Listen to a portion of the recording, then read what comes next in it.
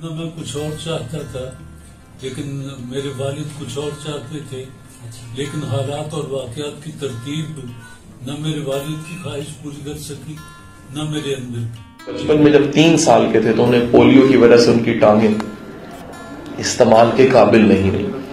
जब वो 13 साल के थे तो उन्हें लिखने का बड़ा शौक था, पढ़ने वाला तालिब इल्म था, मेमोरी बड़ी अच्छी थी। तो already his name is Mohsin Nawaz.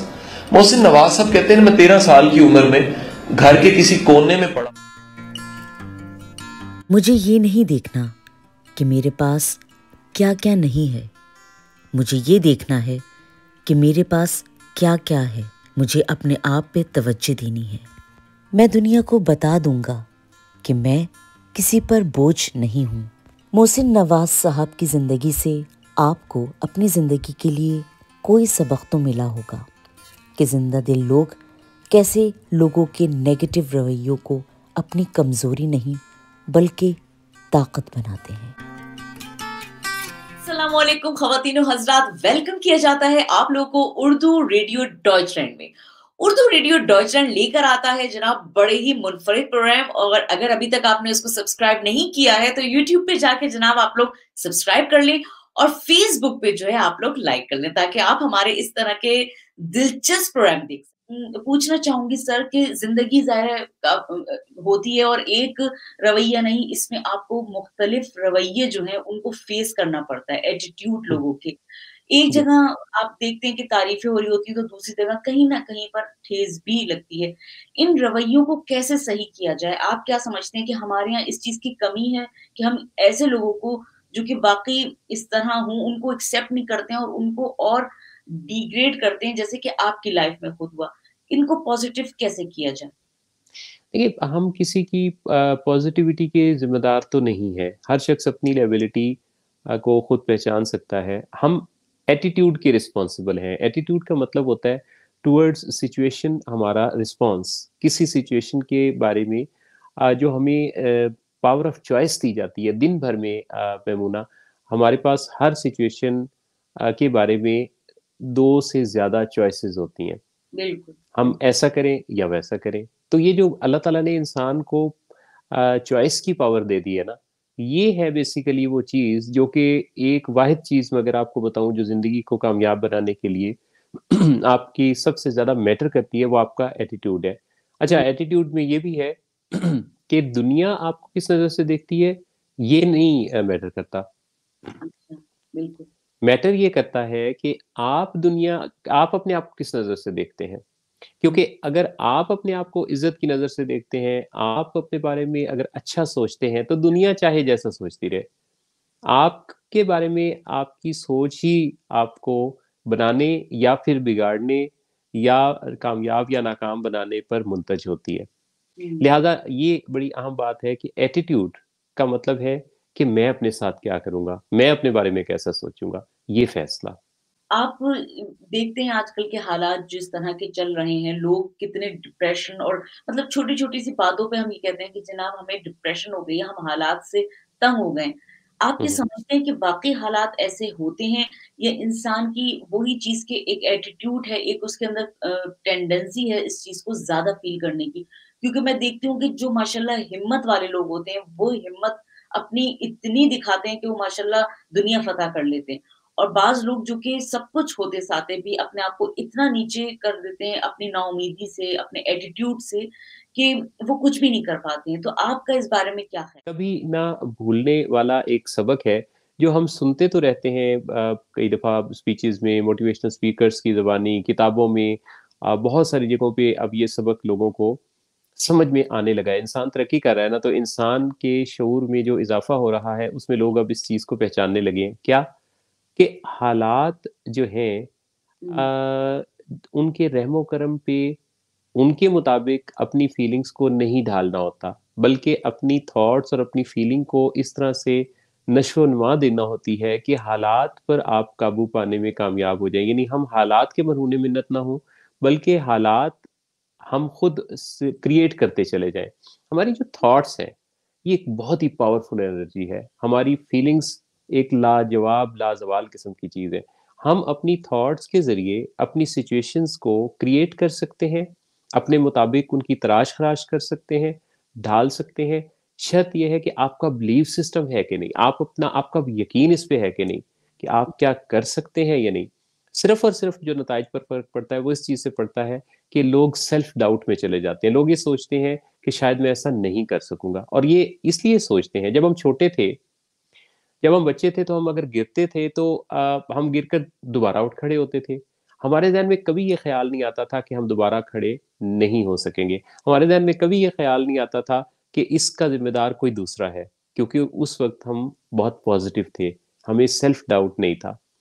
वक्त गुजरने के साथ साथ कई दफ़ा माँ बाप, कई दफ़ा टीचर्स, कई दफ़ा मोहल्ले वाले, कई दफ़ा लोग ऐसी बातें करते हैं कि तुम ये नहीं कर सकते, तुम्हारी तो ये चीज़ ठीक नहीं है, वो क्रिटिसाइज करते हैं, जिससे सेल्फ डाउट पैदा होता है। और उस सेल्फ डाउट के नतीजा में हमारी जो सेल्फ स्टीम है वो हिट होती है, और हम शुकूक शुबहात में गिर जाते हैं, और वहां से एक्चुअली हमारा जो इनर है और कॉन्फिडेंस है वो शेक हो जाता है। लोग बाज़ औक़ात ना अपनी कमियों को से तवज्जो हटाने के लिए, अपने आप को तसल्ली देने के लिए, अपनी जो मसाइल और परेशानियां होती हैं उनसे तवज्जो हटाने के लिए दूसरों को मौजू बनाते हैं, और दूसरों को मौजू बनाते हुए दूसरों को कमज़ोर साबित करना चाहते हैं। और वो इसलिए कमज़ोर साबित करना चाहते हैं कि इससे उन्हें एक इत्मीनान मिलता है कि सिर्फ हम ही कमज़ोर नहीं है, ये लोग हमसे ज़्यादा कमज़ोर हैं। तो ये एक वो इनके अंदर एक शख्सी कमज़ोरी होती है, जिसकी वजह से जितने लोग दुनिया में दूसरों के बारे में तनकीद करते हैं उसके पीछे यही वजह होती है। क्योंकि जो रिचनेस के साथ होगा, जो माला माल होगा, जो बहुत सारी सलाहियतों का हामिल होगा और बहुत कुछ ज़िंदगी में कर रहा होगा, उसके पास तो इतना टाइम ही नहीं होगा कि वो दूसरों के बारे में इतना सोचे और इतने उनके जायजे ले और उनके क्रिटिसाइज करे। इस बात को पहचानना चाहिए कि मेरे पास है ज़िंदगी एक, और इस एक ज़िंदगी में मेरे जो भी हालात हैं, मैंने जिन हालात को मैं तब्दील कर सकता हूँ, उनको मैं तब्दील करने की पूरी होली-सोली ज़िम्मेदारी लेता हूँ। जिन हालात को मैं तब्दील नहीं कर सकता, उनको मैं एक्सेप्ट करता हूँ, और इन दोनों में फ़र्क कर लेने की सलाहियत अल्लाह से माँगता हूँ। अगर मैं इन दोनों चीज़ों में फ़र्क को पहचानने लगा कि किन हालात को तब्दील कर सकता हूँ, किनको नहीं कर सकता, तो जो कर सकता हूँ, उनके बारे में मैं रिस्पॉन्सिबल होता जाऊँगा, और अपनी पावर ऑफ चॉइस के साथ अपनी ज़िंदगी को बेहतर बनाता जाऊँगा। एक बात याद रखिएगा, सबसे कीमती चीज़ है कंसिस्टेंसी। ये चीज़ काफ़ी नहीं होती कि हम एक दफ़ा किसी एक चीज़ को पहचान लें और फिर उस बारे में हमारी ज़िंदगी संवर जाए। समझ असल गई। बात ये है कि आपको मुस्तकिल मिजाजी के साथ डटे और जमे रहना पड़ता है, रोज़ाना की बुनियाद पे सीखना भी होता है, रोज़ाना अपने आप को पॉजिटिव अफर्मेशंस भी देनी है, क्योंकि हम नेगेटिव माहौल में रहते हैं, इर्द-गिर्द से मनफी आवाज़ें आएँगी। तो हमें एक प्रैक्टिस करनी होती है सुबह से शाम तक कि मनफी कोई बात होगी तो हमने किस तरीके से उसके अंदर इंडल्ज होके खो नहीं जाना, नेगेटिव नहीं हो जाना। फिर हमने अपने आप को थोड़ा-थोड़ा ग्रूम भी करना है, क्योंकि अगर हम 365 दिनों के 1 साल में अपने आप को पॉलिश नहीं करेंगे, तो ज़माना तो बहुत आगे निकल रहा है, तेज़ी के साथ तो हम पीछे रह जाएँगे।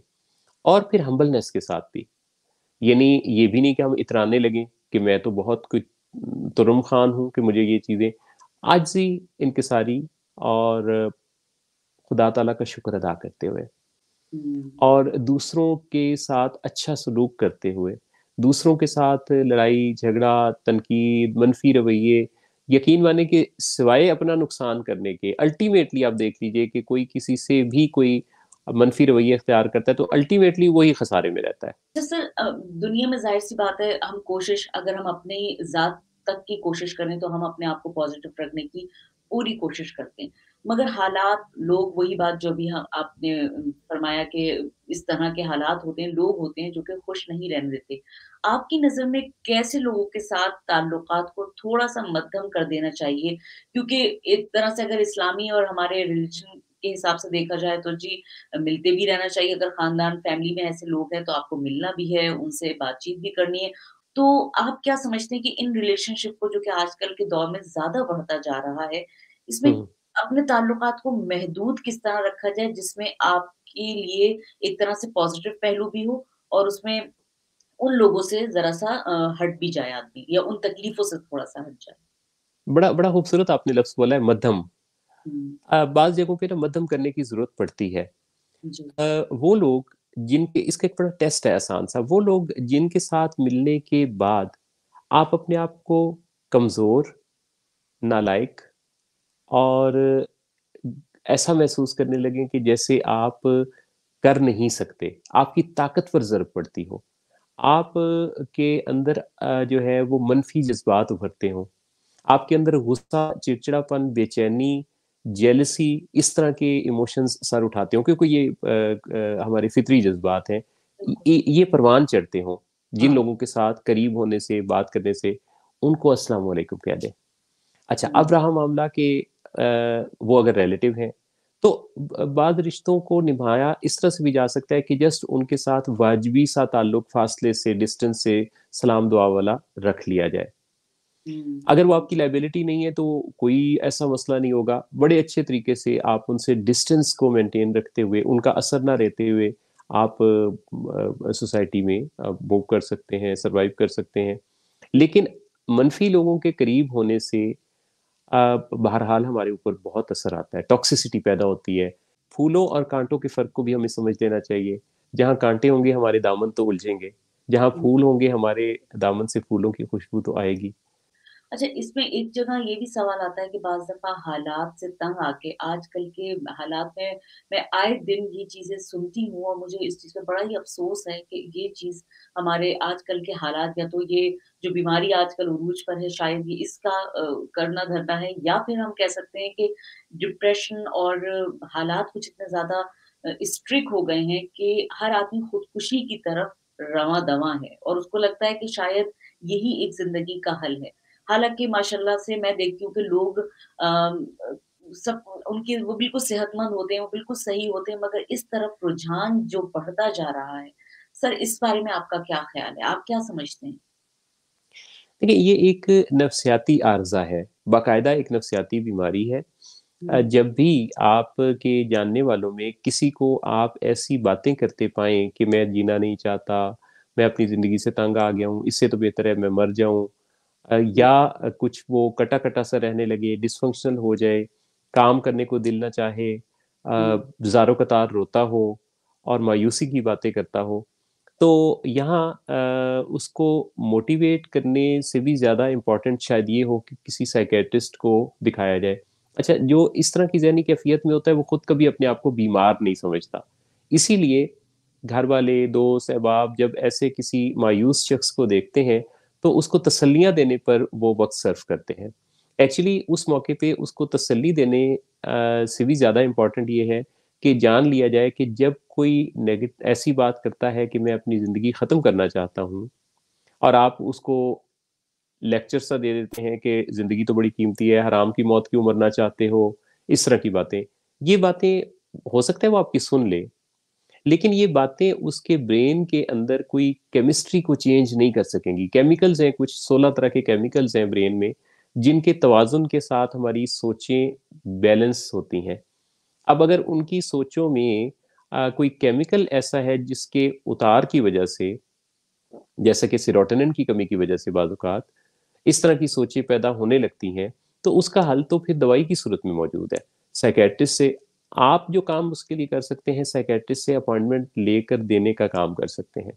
आप जो काम उसके लिए कर सकते हैं, उसके घर वालों को इस बारे में आगाह कर सकते हैं, फिर से राब्ता करें, और मेडिसिनल फार्माकोलॉजिकल हेल्प के अलावा काउंसलिंग की ज़रूरत है तो फिर काउंसलर से, साइकोलॉजिस्ट से, थेरेपिस्ट से मिल के तो इस मसले को हल किया जाए। ऐसे तरीके सीखे जाएँ जिनसे उस कीमती इंसान को बचाया जा सके, क्योंकि उसको इस कैफ़ियत में पता नहीं चल रहा, कहीं ऐसा ना हो कि वो अपने हाथों ये क्राइम कमिट कर बैठे और हम हाथ मलते रह जाएँ। तो मेंटल हेल्थ पर बहुत ज़्यादा काम करने की ज़रूरत है। 2030 में कहा जा रहा है कि दुनिया की सबसे बड़ी और ख़तरनाक बीमारी डिप्रेशन होगी, जिसकी वजह से इंसानी ज़िंदगी को ख़तरा होगा। इंसान को मिलने वाली अकलौती ज़िंदगी को हुँ। महफूज़ कैसे बनाया जा सकता है और हम उसमें क्या कंट्रीब्यूट कर सकते हैं? हम खुद अपनी पर्सनैलिटी को कैसे पॉज़िटिव रख सकते हैं? आप अपनी पर्सनैलिटी को पॉजिटिव रखने के लिए एक चेकलिस्ट बना लीजिए, और ये जो चेकलिस्ट है, ये काफ़ी हेल्पफुल होगी। मिसाल के तौर पे अ, हर घंटे को 60 मिनट्स का कंसिडर करने की बजाय 59 मिनट्स का अगर हम कंसिडर करें, और हम 1 मिनट के लिए अपने आप से कुछ सवाल पूछ लिया करें कि मैं इस वक्त क्या सोच रहा हूँ, क्या ऐसा सोचना मेरे लिए ज़रूरी है, क्या ये जो मैं सोच रहा हूँ ये मेरे लिए फ़ायदेमंद है, क्या मैं इससे बेहतर भी कुछ सोच सकता हूँ, क्या इन सोचों का नतीजा मेरे किसी फीलिंग, एटीट्यूड, एक्शन पर कैसा आएगा, क्योंकि सोच से ही फीलिंग, फीलिंग से एटीट्यूड और एटीट्यूड से एक्शन या बिहेवियर बनता है। तो बात सोच से शुरू होती है। तो थॉट वर्क का जायजा लेना और अपने आप से सेल्फ क्वेश्चनिंग करना एक। दूसरा, मूड का भी जायजा लें और हर घंटे में 1 मिनट ऐसा गुजारें जिस पे अपने मूड का जायजा ले लें और पूछें कि मेरा इस वक्त मूड कैसा है। कहीं ऐसा तो नहीं है कि मेरा मूड अच्छा नहीं है और काफी देर से मेरे इस मूड की वजह से मेरी कारकर्दगी खराब हो रही है, मेरे दूसरों के साथ इंटरेक्शन खराब हो रहे हैं।